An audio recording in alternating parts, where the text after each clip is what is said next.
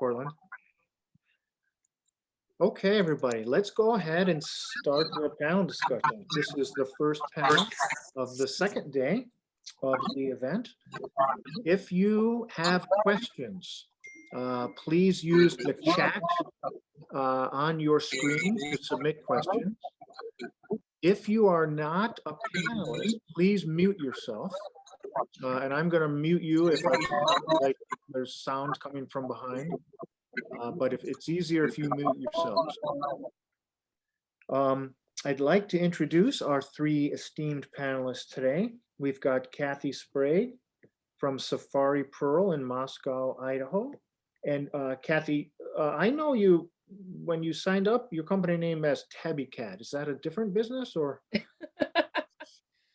So my wife and I have a limited liability corporation.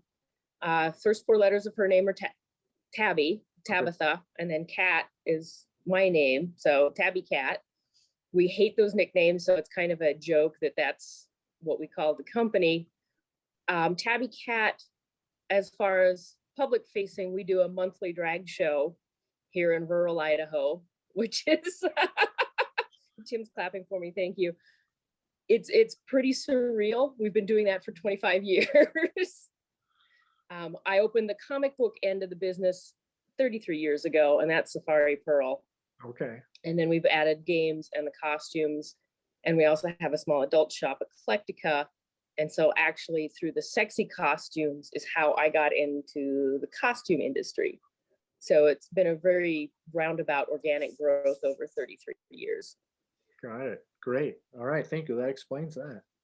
And we welcome Tim Pearson from Krylon, who we met a minute ago. And in a minute, I'll ask you to tell us a little more about yourself, Tim. And Courtland Hickey from Chicago Costume, who we were fortunate to have yesterday as a panelist as well. And welcome back, Courtland. Delighted to have you. And anyone who wasn't here yesterday knows that, doesn't know that Courtland's business is just 2 or 3 blocks away from the NCA world headquarters in Chicago. So, okay. I've got some questions that I will pose to each panelist. But as I said, this is an opportunity for the attendees to ask questions. The panel discussion today is about selling to unconventional markets. So if you're interested in these markets or just curious about a new way to bring in some business, this is your chance to ask some people who are very knowledgeable about these markets. So Kathy, let me start with you. You already told us briefly about your business, but can you tell me a little bit about how important these various markets are to your business? For example, the drag business or any other kind of unconventional markets that you sell to. The drag market obviously is pretty big for us. Even during COVID, the shows were still going on online. We paused ours just because Tabitha and I had so many other things happening, but performers are still coming in, buying the wigs. And I know a lot of people kind of conflate the trans community with the drag community. We do have a lot of trans customers. They are not drag queens, they are women, as far as the female presenting. Don't make any assumptions about customers is your first step to servicing this community well. If you're in a rural area and you don't know a lot about pronoun uses, you might want to look at having your employees wear their pronouns on their name tags. That's a good opener. That makes people more comfortable. There's a lot of good information on the internet. Just educate yourself if you want to serve the drag community and the trans community. My wife and I also have a troupe that we tour with in the Pacific Northwest called the Tabby Cat Toms. And my drag kings spend a lot of money. If you aren't carrying chest binders, that's a great item that you should add. A lot of the cosplayers, they do what they call crossplay. Add those chest binders for the people with breasts who want to flatten them, trans men, and like I said, just cross players, and the drag kings will buy a lot of those. We do the science fiction and comic book convention circuit. We sell a ton of cosplay items. Those metal Captain America shields I can sell all day long at a Comic-Con. And if there's a local convention, check it out, get a dealer's table. There usually isn't a lot of competition for costuming at those events. And it's a lot lighter weight to carry than comic boxes, I have discovered. So, and as I age, lifting heavy things becomes more obnoxious. But those are really the specialty markets, Renaissance fairs, historical costumers, and then cosplay is just absolutely huge for us. And have you seen any of these markets that you're serving, the cosplay, the drag community, Renaissance, have any of them been growing faster than others, or are they kind of a static market, or what's your feeling there? Cosplay was just on an astronomical growth, and then this year happened, and so the contests at conventions stopped happening. People are still cosplaying at home. We actually ran an online costume contest to kind of give ourselves a boost and encourage our customers to come in, buy the product, and still dress up and then share it with other people online. So, we've kind of reinvented ourselves in the last year, and I think it's been a huge success. And as things open back up, we're not going to lose the online and the outreach and the other markets. So I'm excited for when things open up. I get my next vaccine tomorrow. All right, congratulations. Hey, thank you, Kathy. Courtland, tell us about the markets that Chicago Costume serves that are not the usual costume folks. Well, I do a lot of different stuff. What I have learned, and I, not to repeat myself from yesterday, but the You customer. can repeat yourself because there are people who weren't here yesterday. So go ahead.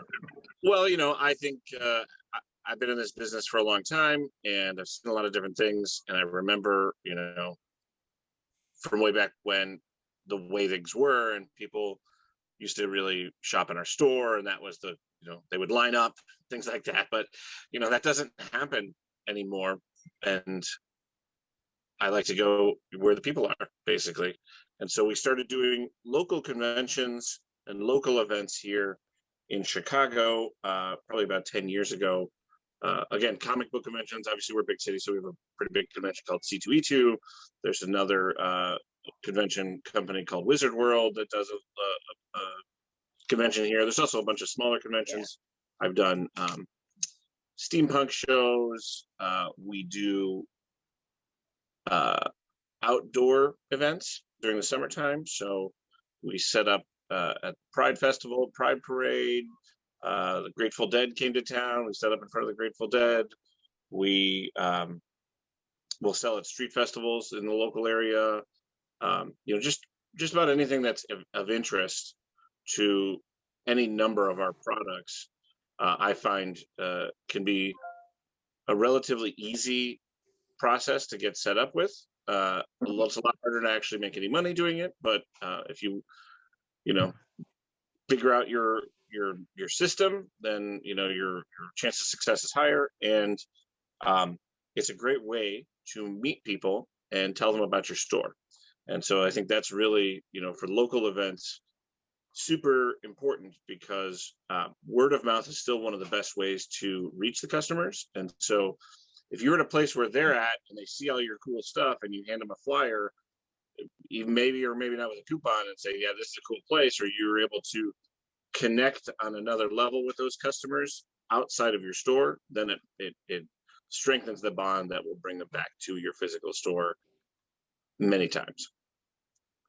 Courtland, I've got lots of questions I want to ask you as a follow-up during the course of the event, but one question that pops to mind immediately is, you mentioned setting up at Pride Parade and the Grateful Dead event, etc.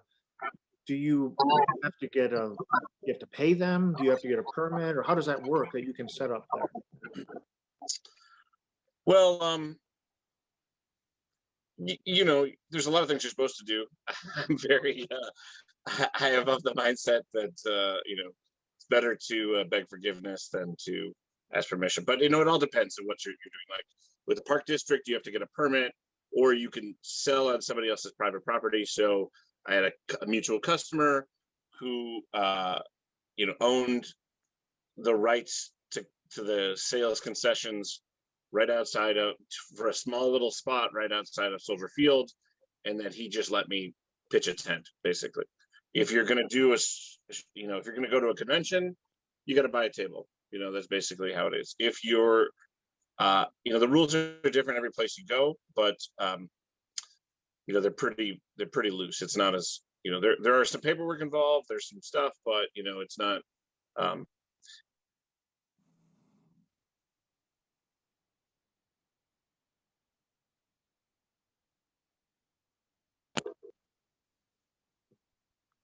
Courtland, we lost you for a minute.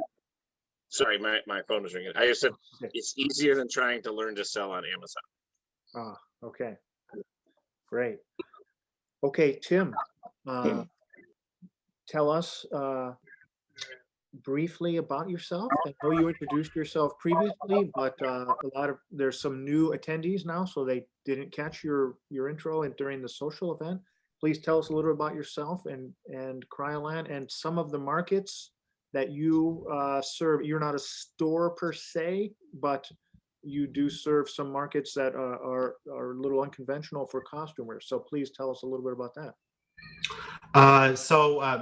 Thank you again for having me. My name is Tim Pearson. I'm the showroom manager for Krylon City, New York, and a Krylon Pro Team member. So I'm one of the international trainers with Krylon.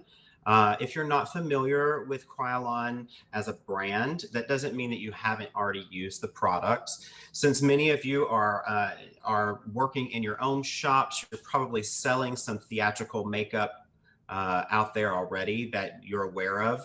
And there's probably things in your areas that are more popular, especially if you're working with the theatrical community. So Krylon as a brand has been around since 1945. They got their start right at the end of World War II as a packaging and manufacturing of essential products, but also makeup.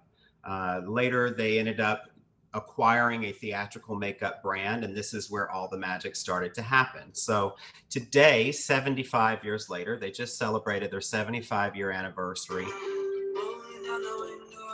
Sorry about that. Apparently, I'm having some technical difficulties on my phone and my computer today. So 75 years later, they have grown to a manufacturing giant, and they almost make about 50% of the cosmetics that are consumed globally.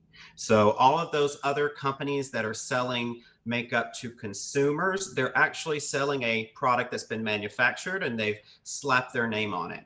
Also, private label. Krylon does private label for people who want to start their own line of cosmetics and they want to put their own name on it. So maybe you have a business and you want to label it with your business's name. They can do private label for you. We do have stores. There are 90 international brick and mortar stores in the United States. We have a store in New York City, a store in San Francisco. We did have a store in Chicago, but due to the current events, things just didn't work out for them to keep that store open. So the store in Chicagoland area has closed. But we do have also pro zones in Atlanta, Georgia, and Los Angeles. As for our markets that we serve, anything theatrical that you can think of. There is our range of Super Color, which has been around for generations and is also the basis of many of the color recipes that Krylon sells. Also Dermacolor, which is a range of foundation that's made specifically for skin discolorations. So people with vitiligo and melasma and port wine stains, things that need to be corrected. This is a range of product that's made specifically for that type of thing. Then we also serve the cinema community. So we're actually taking care of makeup for television and film. We just recently released a new range called Digital Complexion, which is made specifically for camera. So I could wipe my face off and you would be like, wow, you look completely different. So this is made specifically for when you're going to be on camera. So we're serving the current markets of 4 and 8K moving forward into technology.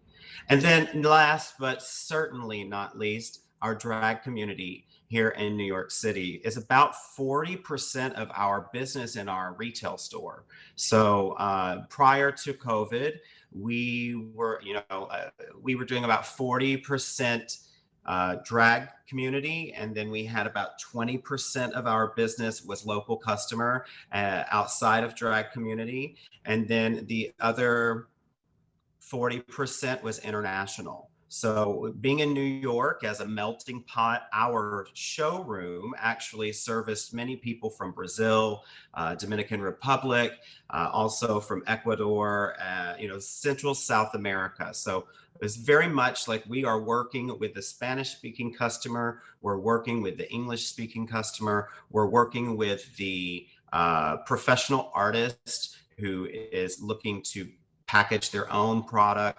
We're working with the costumers and the costume shops that are looking to cater to the markets of drag as well. So we are all over the world. We have a manufacturing facility in the United States based out of Quitati, California.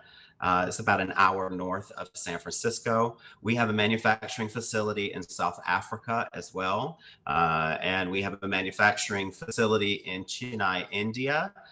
They built a full city basically around our manufacturing facility there. And we also have our headquarters in Berlin, which is an absolutely amazing place where they have been for many, many, many years. So Krylon is definitely the heart of where it's at when it comes to emerging markets and taking care of the different customers that you might actually work with in your businesses. Hey, thank you very much, Tim. Tim, I'm going to start the second question then with you, because you touched on the drag community. If a costume shop wanted to serve that community and they were not familiar with the market yet, what products do you recommend that a costume shop stock in order to be ready for them?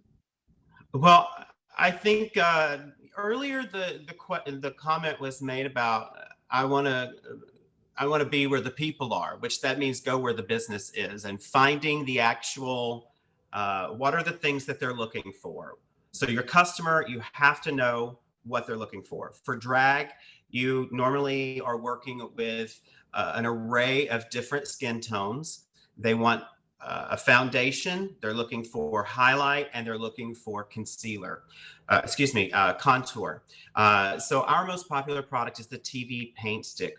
The TV paint stick retails for about $24.50. So they come to you and they purchase one TV paint stick for their foundation, but you get them hooked with the contour and the highlight. So now you have a $76 sale already just with that. So the TV paint stick is full coverage. That's what they're looking for, a product that's full coverage, that has oil controlling constituents. The TV paint stick is an oil-based makeup, so that means it actually is going to give moisture to the skin, but you don't want it to be too oily. So you need to make sure that you're able to give them an option that gives them the coverage that they want. Give them an option of a way to set the makeup the proper way, to fix the makeup in place the proper way. So by setting, we're talking about like a translucent powder. We have several options in our translucent powder that you would press into the TV paint stick, and they call it baking or cooking, which just in theater, we would say you're putting on too much powder compared to what you would for a beauty makeup. You're packing it on. You're beating that face. That's what they're saying. So you're literally powder everywhere. So lots of powder, the heavy coverage makeup, also like bright colors when it comes to blushes and eyeshadow. I know that these seem like they might be like pretty routine things, but you also need to make sure that you offer options for people that if they sweat a lot, You know, like it's not just a one size fits all. Translucent powder might be a good option for one person.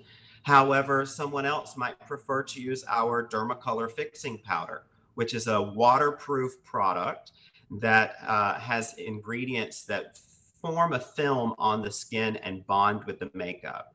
That's one option. Also, our fixing spray. We have an aerosol fixing spray that is like the must have, $26. So I gave you 4 TV paint sticks at $24.50, a fixing spray at $26, a powder that most likely, even for the small size, is about $16 to $17. So that's already a $120 sale that you've got right there with a client for one thing, and you've not even gotten them hooked on color yet. You've not talked about long wearing lipsticks. You've not talked about long wearing eyeliner. You've not talked about the amazing selection of eyelashes that Krylon offers, because it's not just about make it pretty with a nice skin. You need to also have all the options available to you, you know?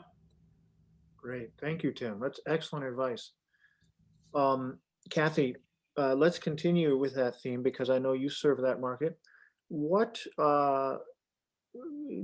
is your experience similar to what Tim is saying, or are there different products that you are selling to the drag community?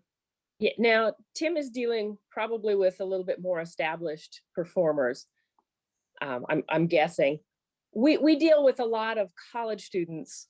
And so what we do in our store is we have the game room where the people play Dungeons and Dragons or whatever some days. We do a clinic. We have the college kids sign up if they want to perform in one of our drag shows. The first thing they have to do is take Drag 101. We go over rules and behavior, but we also do a makeup tutorial, and it's peer teaching. So we have one of our established performers work with a newbie, help them pick out their foundation color, help them pick out everything that they're going to need. And then with our kings, they're also doing a lot of contouring to, to take the pudginess out of the cheeks, to harden the lines and make them look more masculine. We also do a lot with crepe hair. And we do tutorials. And the nice thing is you have every single color out there, and then they're not buying one shade of crepe hair. Like for me, I used to do about 50% auburn. So my facial hair would match the guys in my family. I do a light brown, a dark brown, and an auburn. So I had a very red beard. Now I should probably replace that auburn with a gray. So I would still look like the guys in my family my age. I don't do as much gray as I should, but the thing is, the hair on your head is not one color and your facial hair isn't. And so we teach the kings how to blend their own hair color. We show them how to do stubble with the crepe hair, and that's a huge add-on. And then we're selling them the binder. And with the wigs, even with the guys who are just doing a Halloween look, they will come in, they have a price for the wig in mind. They know what they want to pay, they know what they want to look like. We show them both options. And more often than not, they will spend the extra money to get the look they want. I mean, with wigs, we just tell people price, quality is dependent on price. You can't buy a $10 wig and look pretty. So we've even had a lot of the frat boys who will do the dressing up for Halloween come back and we actually had one last Halloween say, I want to be prettier. And this wig, you're right, this wig doesn't work for me. And so we sold him a $70 wig for one night. So it's all in the add-ons. Now, Kathy, you touched on a topic that I think a lot of people might wonder about, and that is the workshops that you hold. What if a costume business is not experienced in serving the drag community? Is there no hope for them, or can they still stock the stuff and hope that they can figure it out? Find if there's a bar in your area or a queer community center nearby, contact them, get in touch with some local drag queens, and then comb through their social media. The queen that we have do most of our clinics is also a parent. He and his husband just adopted 2 kids out of the foster system. If you look at Akasha Delusty online, you're going to see pictures of the kids at family-friendly drag events. So then that takes a lot of pressure off of parents who have kids that, especially trans kids, we have a lot of them coming in for makeup and wigs. And the parents feel comfortable dealing with someone who's not only a licensed beautician, but also a parent. So honestly, and if you want to reach the drag community, you have to have an Instagram account. If you look on Instagram and see who's linked to our Tabby Cat, you're going to see Tigress, who uses Krylon and does an amazing anthropomorphic tiger persona. And then sometimes when she's not Tigress, it's Tigrass, the drag king persona, and it's kind of a hybrid of the tiger and this very masculine country boy drag king. So, All right. you know, just You need to get some good advice then. It's not a area to Yeah. serve that if you don't know. although, you know, if you do old school theatrical makeup and you can contour and highlight and change the face and do old age makeup, you can do drag makeup. You know, don't be put off by that, especially with the kings. They've got a contour like a maniac. They're trying to cut that jawline harsher. And if you know old school makeup, you can do a lot with especially the drag king community. Okay, thank you. Kathy, I want to come back to you in a minute to ask about Comic Cons, but let me ask Courtland. Courtland, I think you mentioned that you serve the drag community also. Is that right? And tell me Absolutely. about that. Mhm. We, we carry a full line of theatrical quality makeup here in store. All the major brands. We're probably going to get back to carrying some Krylon now that they closed their store here in the city. We sell, wigs, eyelashes. We sell all kinds of costume products. We're not, we're a destination place, but there's a lot of competition in that space here in Chicago. So, we carry the products that we know we can sell.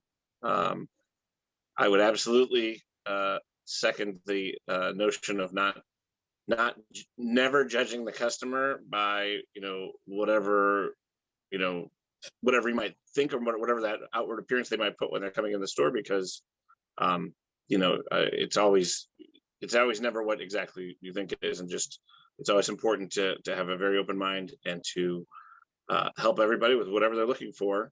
And people come into this store to buy stuff, so that's you gotta take care of them every single time, whatever they're looking for, no matter what. And the customers, I tend to say that for us at least, the customers lead us as far as the type of products they're looking for. So we sell a lot of lashes, 301 lashes, because the direct customers are looking for that. We are selling different kinds of specific foundations or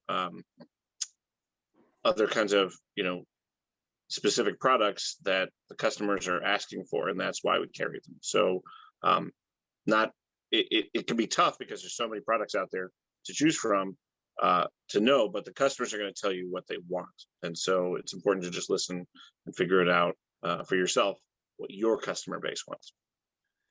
And Courtland, the situation in Chicago in terms of knowledge of how to apply the makeup, for example, I think it maybe is different than what Kathy is experiencing in Moscow. And so she has very specifically chosen to teach.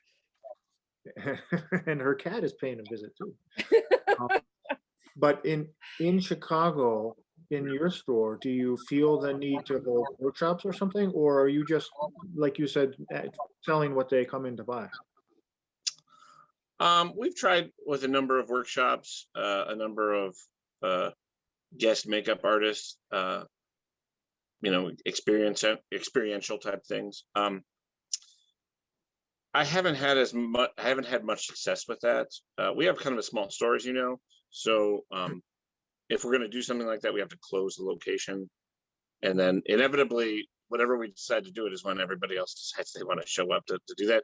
And certainly since COVID, it's not been something that we have been able to even really think about. We've done some larger in-store events, geared to very specific things, makeup being one of them. But I myself am not an artist, so, and I know how all the products work, but it all depends on the staff that we have at any given time, if they're willing to, if they have the knowledge and the ability to do workshop type things. But there's a lot of competition in the space. There's a lot of professionals here. So there's not a lot of outreach and need. People aren't calling me up saying, I don't understand how to use this product. I don't know about it. They're more experienced customers looking to buy products that they regularly consume. Got it. Understood. That makes sense. Courtland, let me stay with you then on this, on another market, and that's Comic-Con, or cosplay, I guess is what I should say. Tell me about that. What products do you feel a store needs for that? And yeah, so I actually just sent you an email with a bunch of pictures, if you wouldn't mind sharing them. I'm on my cell phone right now, so I couldn't do it. So if you have a chance to share some of those pictures, and I can kind of take people through a number of the events that I was on. The one thing I would tell to anybody who's looking to do offsite sales that are not, not in their store or even in their store, is that they need to get one of these. And this is an item called the Clover Flex. And this is a credit card machine. And it's the most advanced piece of technology that I've seen in the last few years. All of the major service providers use it. It accepts chips. It accepts wireless, Apple Pay, everything. It's got its own battery. It's got its own cell reception. You can connect it to Wi-Fi. You can go anywhere and accept payment from anybody. And it's way more secure than using a cell phone based payment acceptance app. And honestly, in the store, the transactions take like 10 seconds. So I can't speak highly enough of this device. Again, it's called a Clover Flex. Almost all the credit card companies use them now. And, it's just a huge light speed jump in technology for accepting payments anywhere you're at. Nationwide, in store, I don't know, internet goes out sometimes. Like it's really great to have that as peace of mind during Halloween when you don't know what's happening. It's really great to be able to add them. I'm sure a lot of other people who sell, are looking to, they have to add cash registers usually, during Halloween because there's so much volume of customers. So the wireless, wireless technology really helps with that. Courtland, did you say that you sent me email of some? I sent it. I just sent you. I replied to your email this morning with pictures that you said. All right, let me. You can use your own data processor. Every company should offer the Clover Flex. Somebody just asked a question. I've seen it offered from pretty much every data processor. You can buy your own and get it set up if you want to. But you have to pay your own cell service. But I use Bank of America processing, but you can. I've seen it. I'm sure you can get it through PayPal. Clover themselves also sells it, but it's just a piece of technology. It's just an independent piece of technology. It has all kinds of other bells and whistles too. There's a camera. It operates like a cell phone basically. Like the interface is more or less like you're using some type of PDA or cell phone. Great, thanks, Courtland. I'm downloading an email. It looks like your email is coming in. It's kind of a big file, so I'm going to open it here in a second.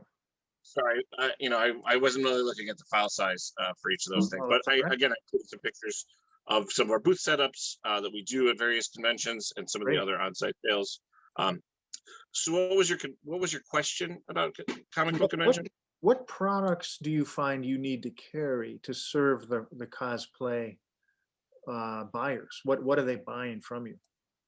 They buy the stuff from the movies, basically. Captain America shields was mentioned earlier, Thor hammers. I find that they're a great place to sell older, obscure merchandise that gathers dust in the store. Collectibles are huge. If everybody has a store like mine where you buy cool stuff and you don't know what you're going to do with it, but if you have it and it makes your store look cool, and it's a very high ticket item, That's the type of stuff people buy at conventions. It can be very tricky to do conventions. I don't like to tell anybody who's maybe looking to get into a convention that they should really get into it looking to really make a lot of money, because it's very hard. It requires a lot of work. You got to stand there all day and answer questions and talk to people. It's like 2 or 3 days of Halloween, but the expenses can be quite high depending on how you do it. If you need staff, cost of goods, the cost of booth space. But I'm sure every place in America has some kind of local convention or type of event similar to a comic book convention, swap meet, something like that, or toy show. I hear people talk about toy shows all the time, where you can meet and really connect with people, and you can sell products to offset that cost. But you should, for a year-round costume store, I tend to look at it like marketing, right? We're trying to get to meet the customers. Got it. Okay, Courtland, I have your pictures here. I'm gonna just put them up one at a time here, and you can kind of walk us through it. Yeah, so this is a convention we did here in Chicago called C2E2. I bought, a number of years ago, I bought that giant Ruby statue from Ruby's, and it sits here in the store gathering desk, but we put it at the convention, people stand next to us, they take pictures. It's a place where people just, you can see how crowded it is. You can see my employees. This is from a number of years ago. It's just it's all about having, lots of different things to show to people. And I'm going to change it now. Here's another one. There's me with Mr. T dressed up as Thor. That's the other cool thing about conventions is, you're working, but you could get dressed up and people really like it. They give you a lot of attention when you're dressed up in a costume. And it gets to be really fun. People are really, they listen to you, they talk to you when you have your outfit on. This is my wife and I. We did a number of years ago. We would have a corporate client come in and say, "Well, it's an event. We're downtown, or we're at this hotel, and we want everybody to dress up. We're doing a murder mystery party, and we want everybody to dress up. But we're really busy. We don't have time to actually come to your store. We don't know what we want. We want you to just come in and take a couple of tables and set up and let people buy whatever they think they want for their character." And so this is, just a thing. We brought a bunch of stuff. We set up, in the hotel lobby, and the people, broke for lunch, and they came and bought a bunch of things. It was like 2 hours worth of work and 20 minutes worth of sales, and then we left. So it was just kind of a unique thing where you go out and, you develop that relationship, and those people will call you once a year. Oh, that's a great idea. A new market. And did you make money on it? That was a good one, but because, in some cases, the companies themselves will pay you just to show up. So, they're like, "We really want you to do this, and we understand that there's an expense out the door. So we'll give you, a couple $100 just to come down here, and then you get whatever money you get from selling this stuff to these people." Great.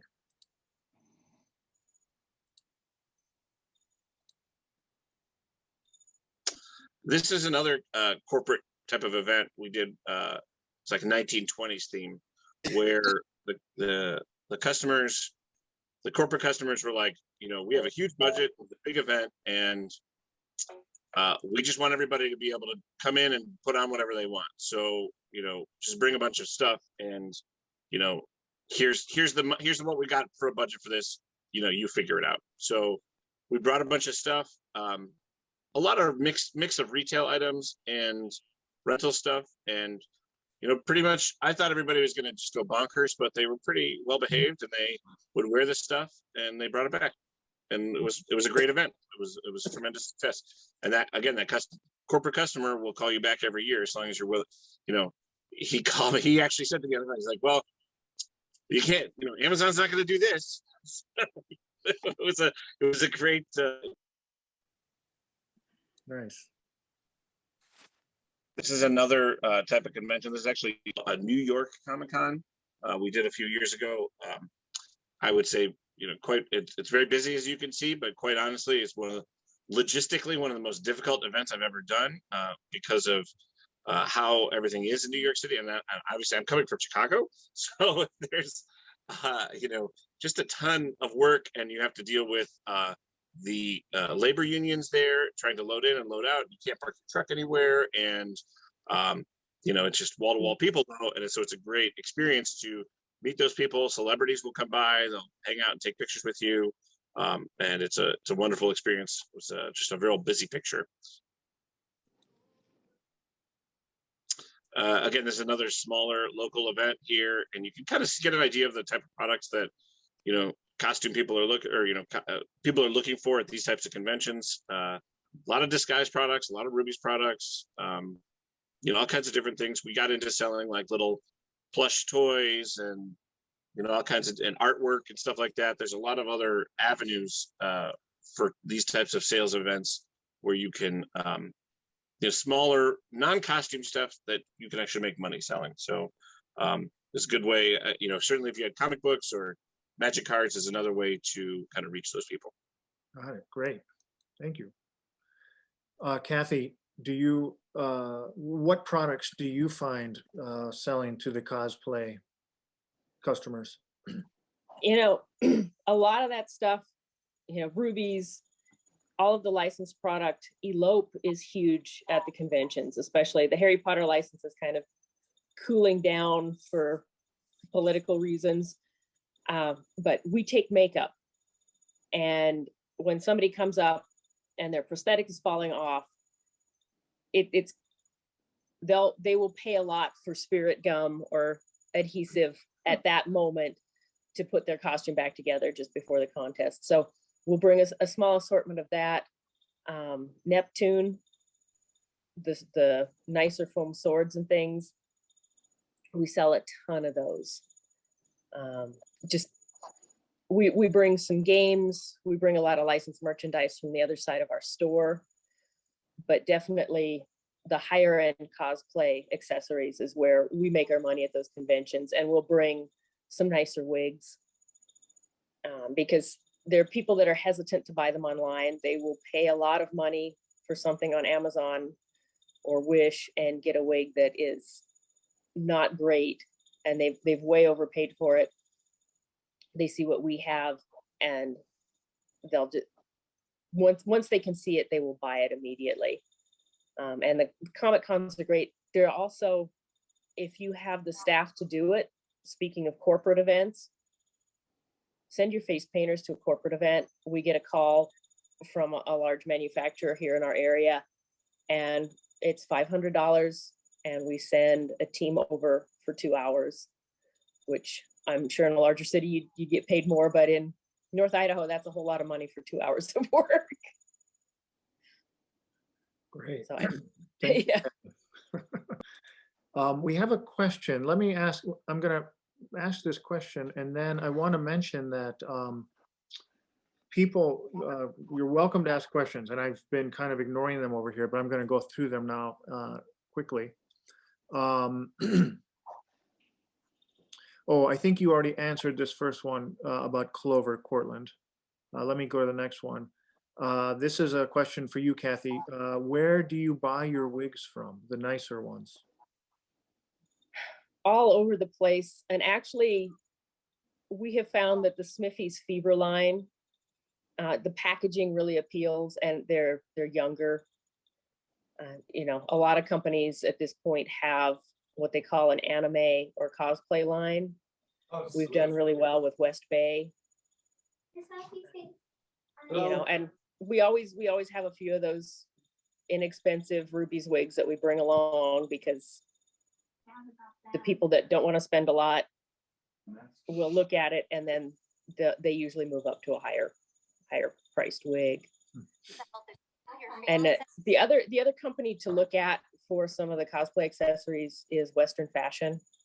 Those metal helmets really do well, and their chainmail armor. Great.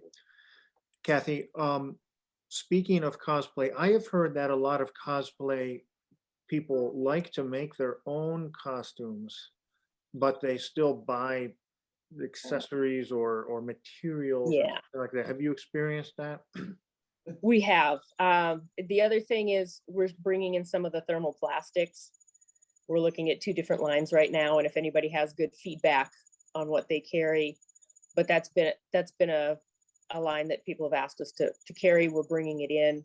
The other thing is find those acrylic dyes that they can actually dye the wig with. I have a drag king who will break open Sharpie markers and soak them in alcohol to try to dye wigs. We actually found a line of dye, and he started using that because it's a lot less work. Right. And then as Tim is jumping up and grabbing something, I'm going to have a question for him. The bearded queens, what do they use in their beards? What is the best line? While Tim is gathering stuff, Kathy, do you hold any workshop kind of things for cosplay? Yes, actually, our local college does a one-day science fiction and gaming convention, and we do makeup and cosplay tutorials there. We do clinics, and then we also provide the prizes and the judges for the cosplay contest on campus. And then I revived a convention that had happened here called MossCon. It dropped off about 10 years ago, and for what would have been the 40th anniversary, I put on a science fiction convention last year, or I guess the 2019 we did the convention. Got So it. Tim is back. Right. Okay, Tim, So, show us what you got. sorry, I just got really excited because she's talking about about breaking Sharpies up and soaking them in alcohol. This is a way that some people will color synthetic wigs. And that's because it's just a Sharpie. It sticks to it. And the way you clean it is you would soak it in acetone to get it all out. The problem is that you never get a good saturation through the hair. So sometimes it looks like it's Sharpie in a wig. Okay. So here's how you fix it. There are the Krylon color sprays.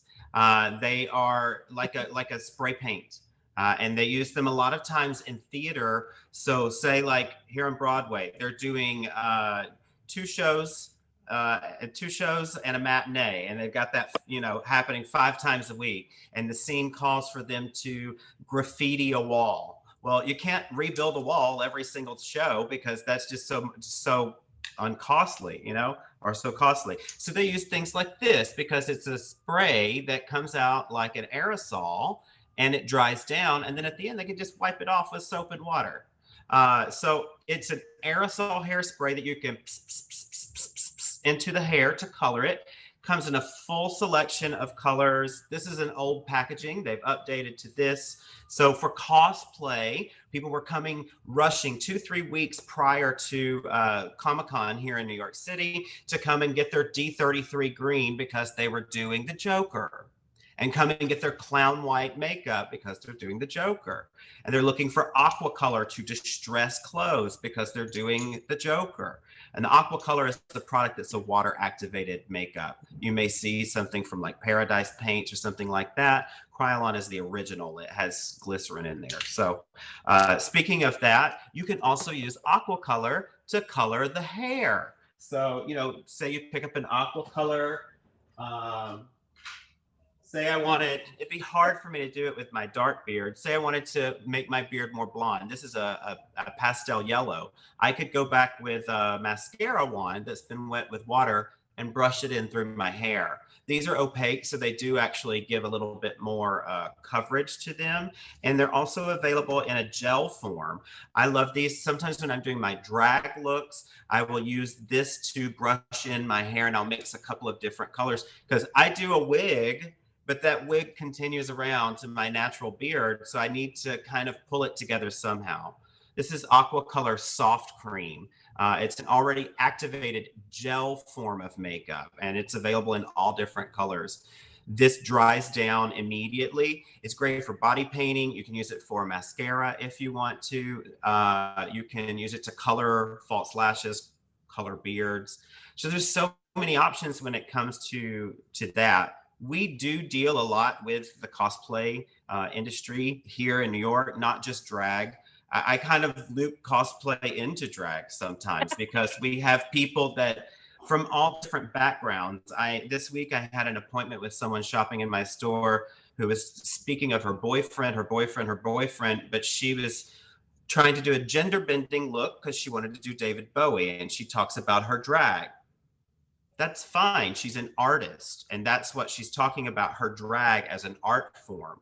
What people do outside of my business is none of my business, quite honestly. You know, have your boyfriend or your girlfriend or your partner or your they friend. That's all up to you. You know, I'm just here to help you. And I don't want to offend you while I'm here. I sorry to jump around, but there were a couple of things you guys were talking about, and I just wanted to like jump on it when you were saying it.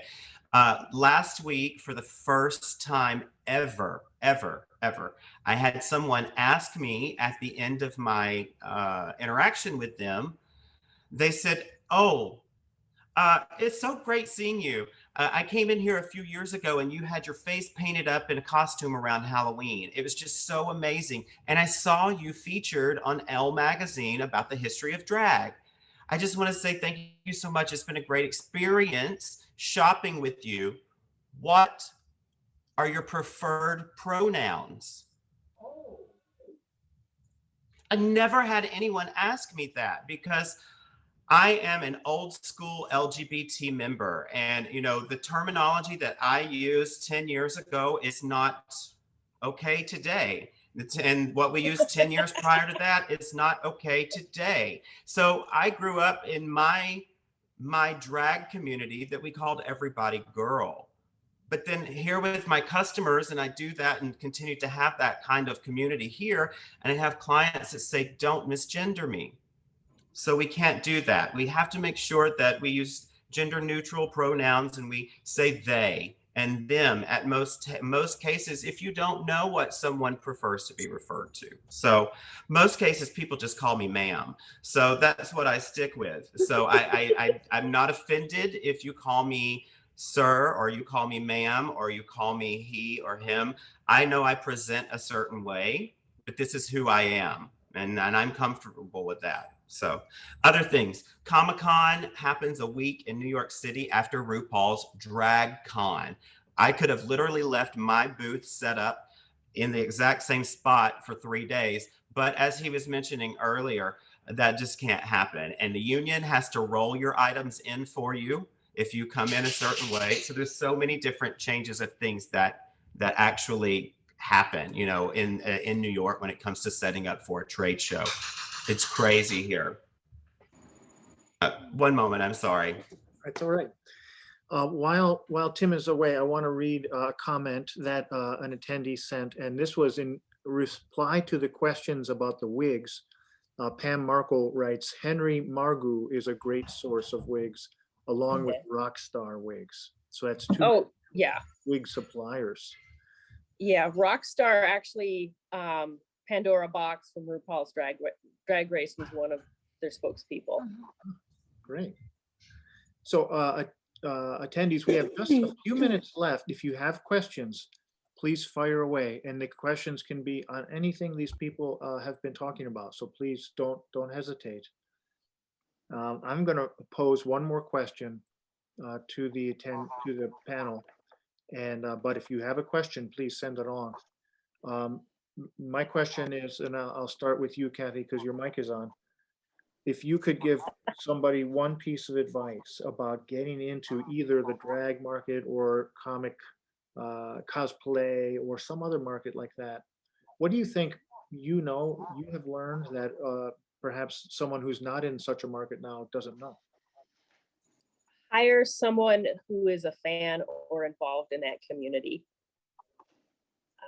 We hire younger college students because they know what's popular with their age group. You also, you know, I'm an old school drag community, kind of like Tim. I got in trouble because I called a drag king girl because we were in drag, but we were both obviously gay men in drag.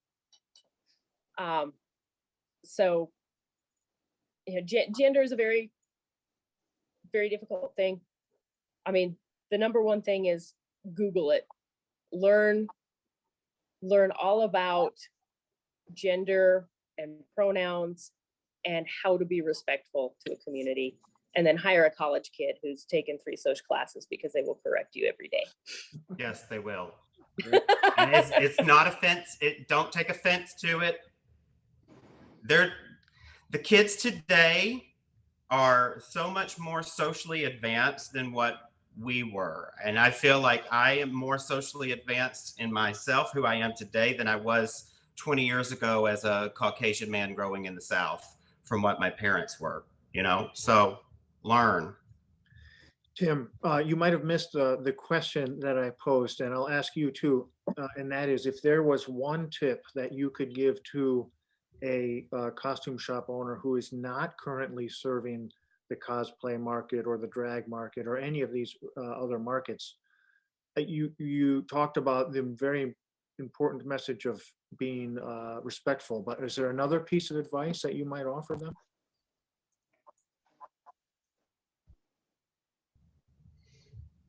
I agree with what Kathy said, honestly, in saying that,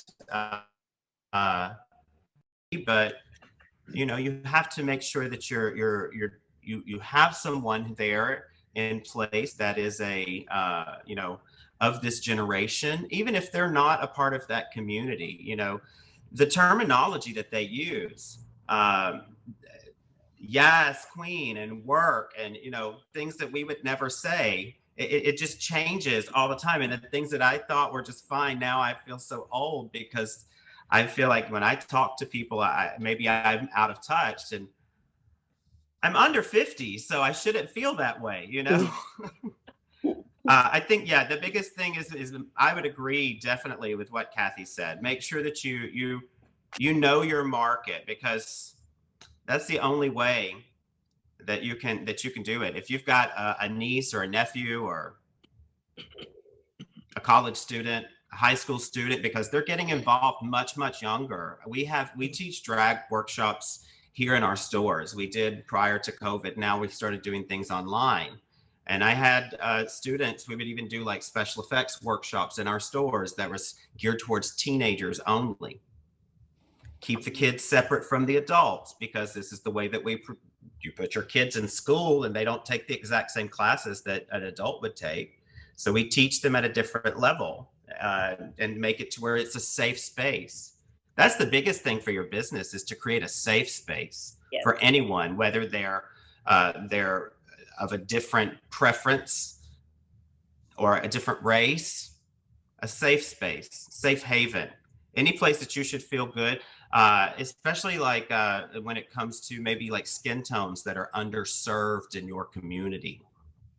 That's very important, especially in these days that cosmetic companies are only able to give you so much product, but there are underserved areas in your community, not just drag, not just cosplay, you know, racially underserved. So there's things we definitely have to open our eyes to. Great, thank you. Great advice, Tim. Thank you. Courtland, we've got just a minute here, but is there a tip or a piece of advice that you would offer a costume business that was not into these unconventional markets yet, that you think they might not know? I guess I would just say, with anything new, temper your expectations so that you're not disappointed, and do your best, and don't give up after just one try. You know, it takes a while sometimes to get used to figuring things out. Doing all, you know, we did a lot of pop-up stores, you know, in the 2000s, back when, you know, you could make money doing that. So that work related to setting up a pop-up store was really relevant to setting up an on-site sales booth, but it was different. And so, you know, just like doing pop-up stores, like it took a long time to figure everything out. So, and sometimes it doesn't work, and sometimes, you know, it costs you, but you know, just set your expectations very low, and you're often not disappointed. Great.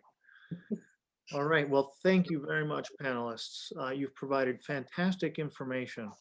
And I want to remind the attendees that this event is being recorded. So if you want to watch it later and get some more information from it, it will be available on the Costumers site, costumers.org.